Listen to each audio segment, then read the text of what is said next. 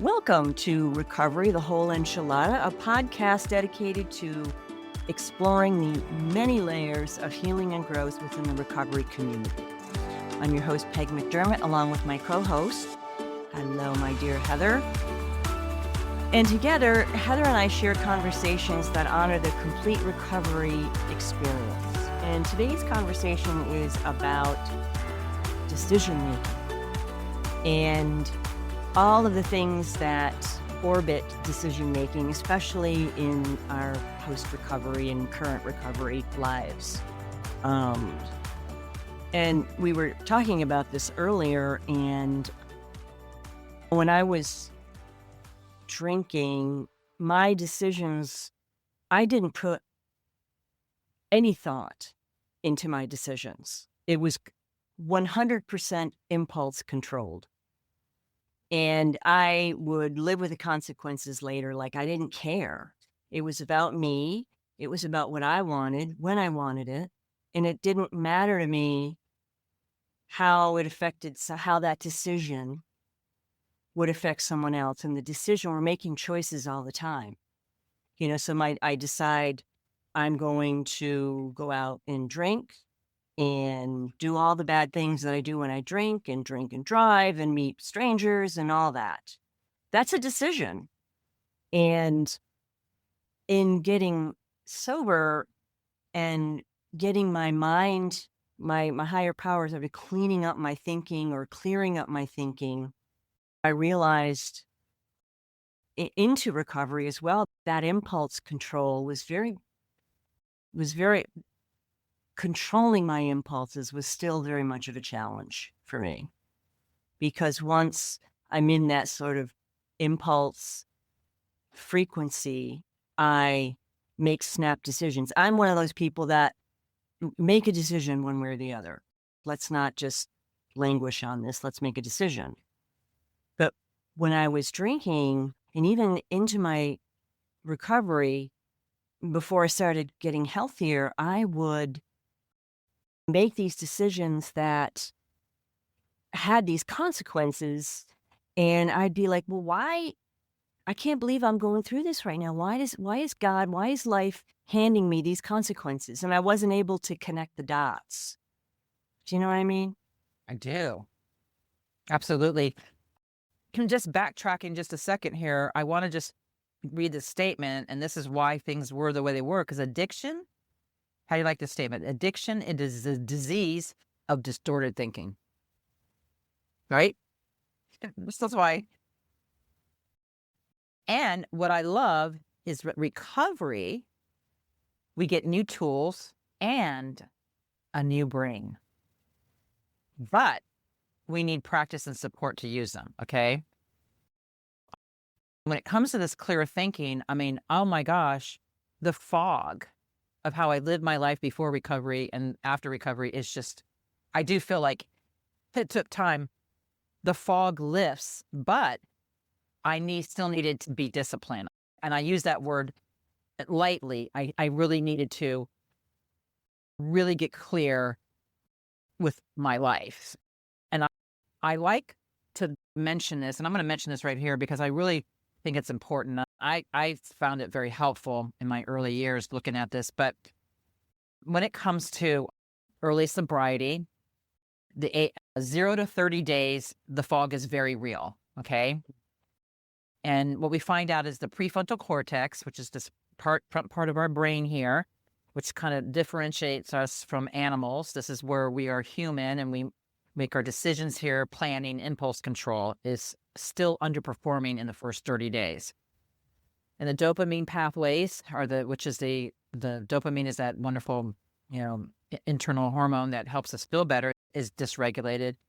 And we have somewhat of withdrawal and sleep disturbances that affect our cognitions and emotional regulation. I mean, that's one of the reasons I go to meetings, I know, and just to see people that are in the first 30 days, because it helps me remember how unbelievably hard it was, and it was painful. And I'm so grateful they're there, so we can just tell them, just hang on. It's going to get better. So the first month, many people have a lot of difficulty with memory and emotional swings due to neurochemical imbalances. So I just want to, I'll continue on But I just want to just start with that first month being really hard, and just anybody that's listening to this, we got you. We know. Mhm. Listen to these podcasts. Just be around safe people in recovery, and just understand that this is actually not just mental. There's a physical shift that's going on in our whole chemistry of our bodies and our brain neurons. Mhm. That's true. Thank you for sharing that. And well, I have to remember that, yeah, in the beginning, we were wired differently, and that's why we needed to get rewired in a healthy way and make healthier decisions and understand that any decision has a consequence, positive or not, but it's tied to values. And my values have also shifted, and that is reflected in the types of decisions I'm making in my life today, who I'm hanging out with, where I spend my time, how I take care of myself, how to distance from people that are on a different path than I am. And that's okay. We all have different paths, but it's like I have to honor the path that I'm on. And those values shifted. I didn't even know what my values were when I was drinking. And really in the first year, the people in the meetings did help me to start with the way they lived their lives and the way they shared their experiences. It helped me to start framing up how important it is to live by our values, because the decisions that we make are reflective of those values. And I can tell if I've made a decision that is in contrast or conflict with a value. I can feel it in my body. And that is a good signal. It's good to be aware of that, body aware. And secondly, it's feeling incongruent, or it's just not feeling settled right now. Maybe I need to take another look at that. So yes, as we are working with our cognitions and our emotional regulations and all that, because and we're going to meeting, getting around, uh, getting attention from people, we're focusing on internal concepts like you just suggested. That first 12 months, they say neuroplasticity begins, which means the brain starts to rewiring yourself, just what you just said, through this word neuroplasticity, forming newer, healthier pathways, especially if combined with therapy. Now, this is important. You can quit drinking and not do any of this, and I don't know if the brain rewires as well as it would when you do therapy, recovery work, and mindful practices, all right? The dopamine starts to upregulate. You start to improve motivation, and you start to get a natural reward response. And then an interesting fact is that gray matter, which is matter volume, which is atrophied from drinking, begins to increase, especially after 6 to 12 months of sobriety. How cool is that, right? Very cool. And so then you have, and I'll just pop this out, when you go into the 1 to 5 years of recovery and stabilization, the prefrontal cortex really starts to come back online. We start to plan, we have flexible thinking, we start to have more emotional regulation and goal setting because our brain circuits stabilize. But we have to continue with the recovery, especially with community therapy practices that continues to strengthen these neural connections. Mhm. So long-term abstinence, 1 to 5, has repaired the integrity of our brain, returns dopamine receptors to almost normal levels, and a stronger prefrontal cortex.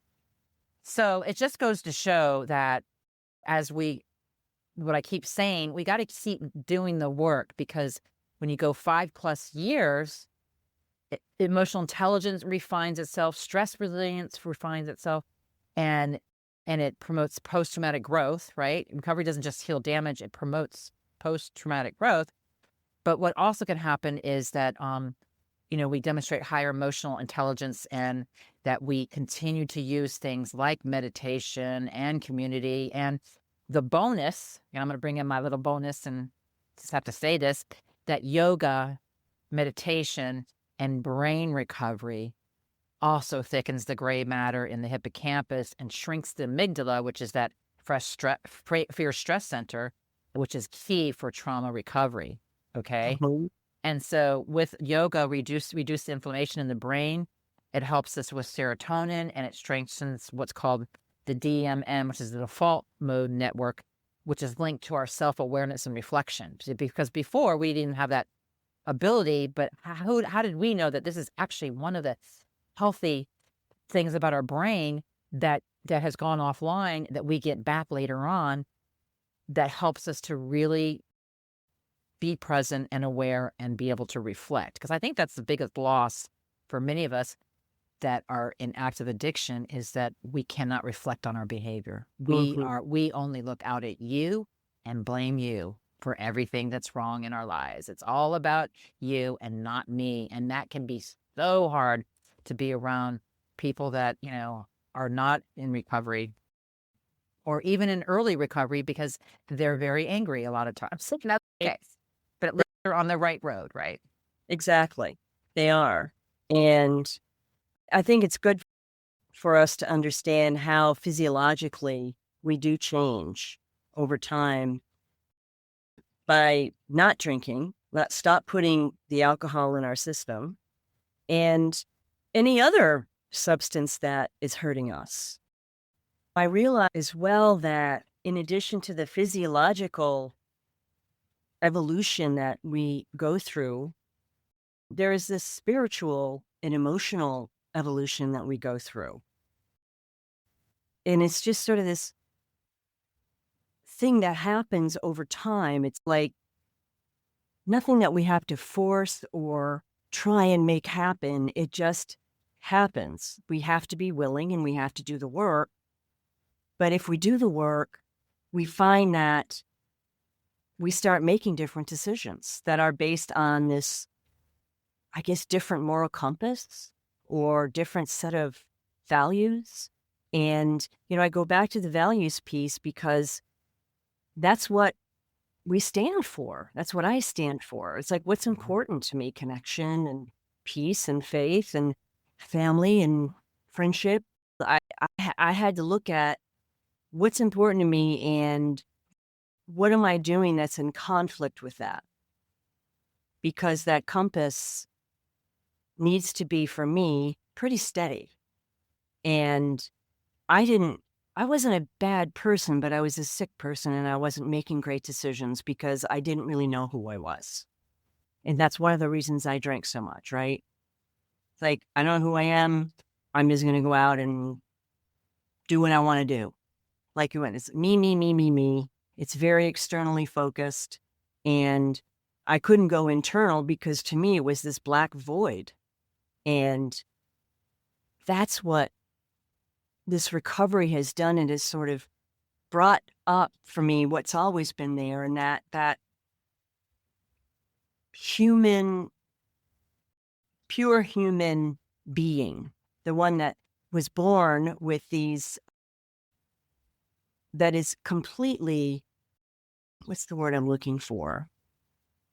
They're full of self-love. They haven't been taught how to hate themselves, Yeah. and they are perfect. We're perfect when we come in. And then we sort of layer on all these lies and all this dysfunction over the course of our lives. I have done that, and it affected my internal compass. I didn't know what direction I was going in. So how could I possibly make a healthy decision? And healthy decision making is very important in an adult life. And you're right in that when we first get here, it isn't about what's going on internally and it's what we want to get from the world rather than give to the world. And so my decisions today are really about that. Is, is this going to enrich me and move me away from a drink? Or is this going to be a dysfunctional decision that'll move me towards a drink or an alcoholic behavior, an ism? Yes. And that's weighing the consequences, right? We start to have that ability the longer time that we are away from drinking and or using our addiction. Now the fog is lifted. We've started to use tools that help us with this clear thinking. The halt, we've talked about that. Hungry, angry, lonely, tired. We start to talk out before acting on things. And one of the early mantras I had for myself were, just because I have a thought doesn't mean it's true or helpful. Right. And so then as I go along, I start to really bring that pause to bigger decisions, and I start to weigh things in my head. I have wise counsel in my life. I have people that are trying to become the best versions of themselves that are ahead of me down the road, and I consult them, and we can weigh out the pros and cons of situation. Two heads are better than one kind of thing. We play the tape forward. What happens next? Will this bring me closer to or further away from sobriety or Mhm. serenity? And and then we talk about, and I think you're kind of getting to here too, is that we begin to trust our intuition, which was really Mm, not there. And we yes. didn't even know it wasn't there. And so we begin to learn how to identify what's fear-based thinking and what's inner knowing, right?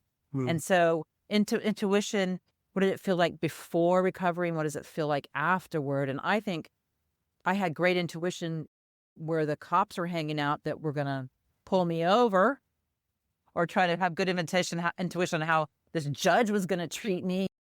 And I was standing in front of them with another DWI. I uh-huh. mean, but, um, but I think that this practices that we learn, we begin to ask for guidance, and then we begin to listen, not for lightning to hit us, which I think that's what I always wanted before I stopped drinking. It, w- I want a nice whisper, right? Mm, And a gut feeling in the body. And intuition just is sort of one of the gifts that we've always had, and it just got veiled over, and we start to unveil it. We mhm. start to trust it. And inevitably, we really don't have to do this in isolation, and that's basically what it comes down to, and I think that's why I am who I am today. I just had a situation happen recently, and I counted in my hand. I thought about the people in my lives and all the representations, and they're all in recovery.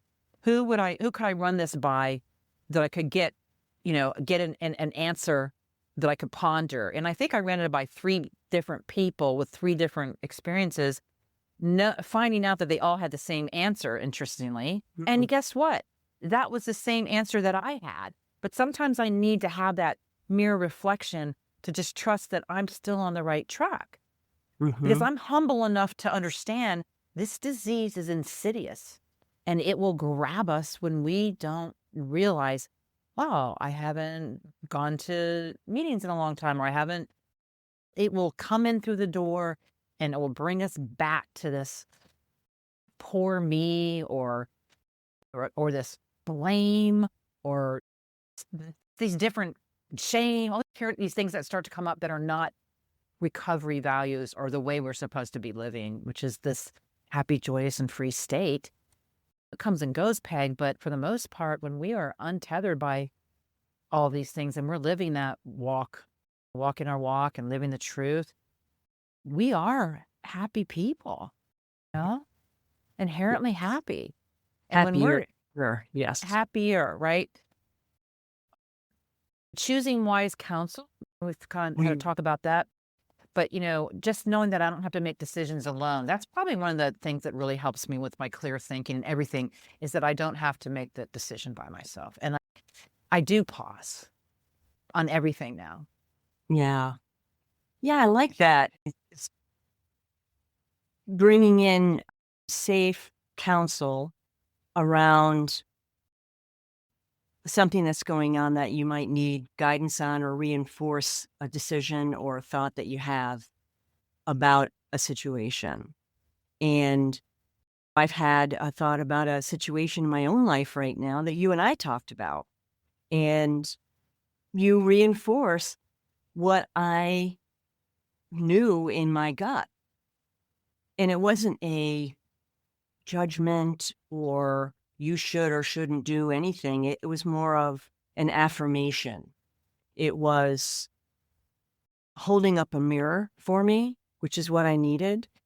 And that's what we do for each other. We hold up mirrors and we say, how does that feel? And it's like anyone ever used to ask me how I felt, and I'd be like, I didn't have a clue. And today I do. And those feelings, that emotional sort of compass will point me and show me, well, this is not where I want to be right now. This is not what I want to do right now. And I've also learned to be more forgiving of decisions that weren't in my best interest, and know that the judgment or viewing mistakes as failures versus information, and how to because there really aren't any failures. It's just we've learned more information. We've gotten more information to make a intelligent, loving, self-loving decision. And we get that counsel, we get prayer, meditation, all of the things that we need to sort of pull in this beautiful, loving committee, of a higher power and other people and our own inner compass.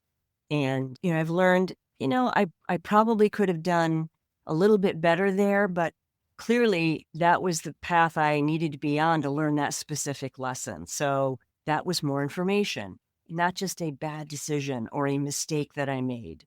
It's not that, it doesn't have to be that kind of label. It's more about, I'm really growing here and I'm really grateful and thankful that I learned that lesson.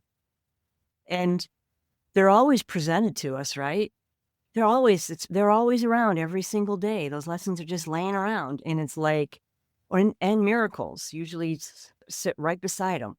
And I'm like, I guess it's what I'm looking for every day. Am I looking for failures, or am I looking for miracles and things I'm grateful for?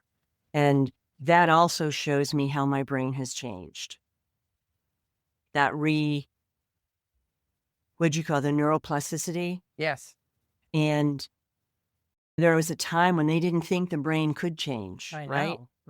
Mhm. And we'd think these thoughts over and over again, and we'd sort of be immersed in whatever the thought was, if it was negative, and it would build this pathway, and that we were just in this rut. And it was learning, what's a higher thought right now that I can, what about love and gratitude and forgiveness and joy? And really bringing that into my awareness and creating a new pathway in my brain. And that's the beauty of our brains, right? That it is malleable, it can change.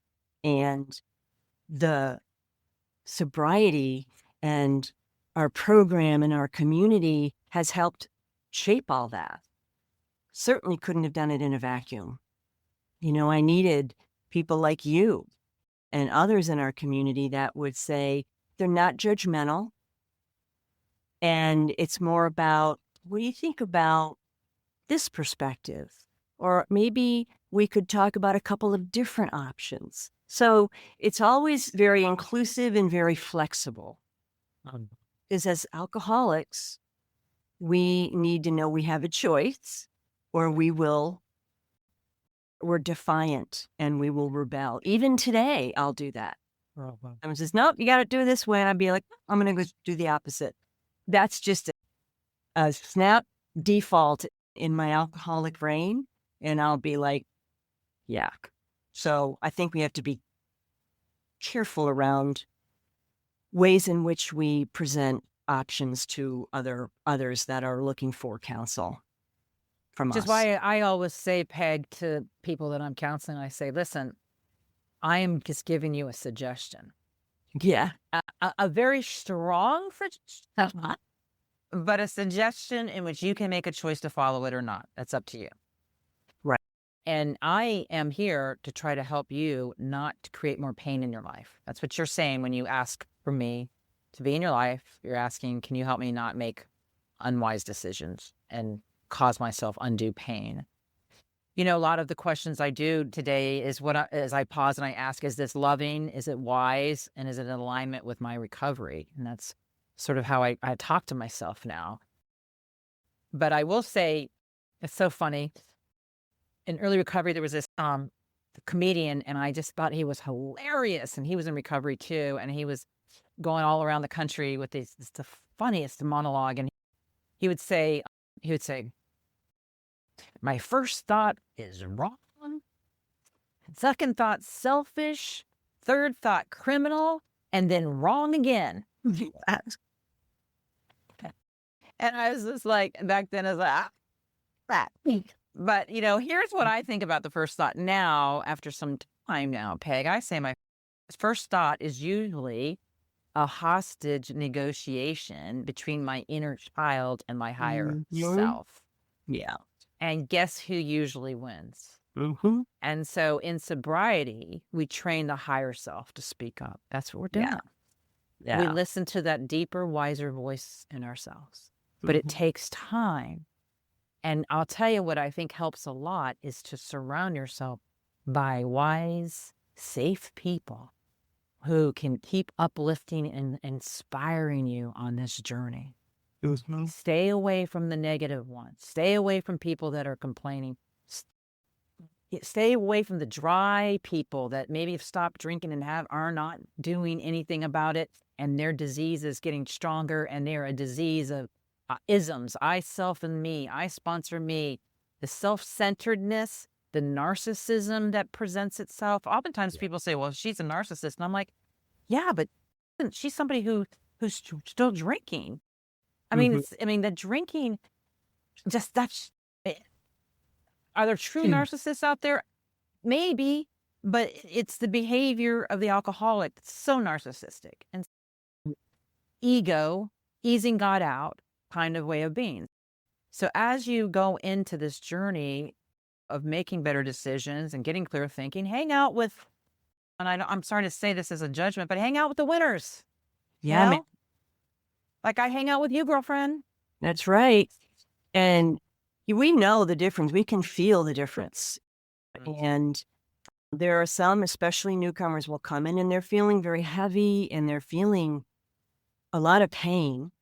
And it's wonderful to sort of see that evolve and sort of be lifted, and for them to share and ask questions and be of service and just be a part of this loving, miraculous community. I thank God every day of what we have, because it's rare. Yeah. It's very rare, and unfortunately.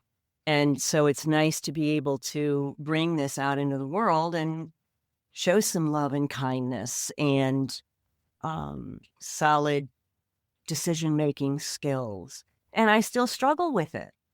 And I'll probably struggle with it for the rest of my life because I'm human. And rather than making a decision in a vacuum, I go to my counsel and I say, these are the things I'm thinking about. What do you think? And I will get honest feedback. And that is priceless today. It really is. So I love you, my friend. Glad that you're sober. I am too. And I'll just leave us with this one me and my little affirmations. Today, I honor my clarity. I trust myself and I do not walk alone. I love it. I love it. And thank you for joining us today on this episode of Recovery, the Whole Enchilada. If you connected with what we shared today, please do share it and like it and subscribe wherever you listen to your podcasts. Your feedback does help us to talk about future conversations and what's important to you and just the things that we love to share. We love you, and remember that your recovery story, with all its flavors and textures and complexities, matters deeply. And until next time, stay strong and keep growing. Love you. Love you too. Take care.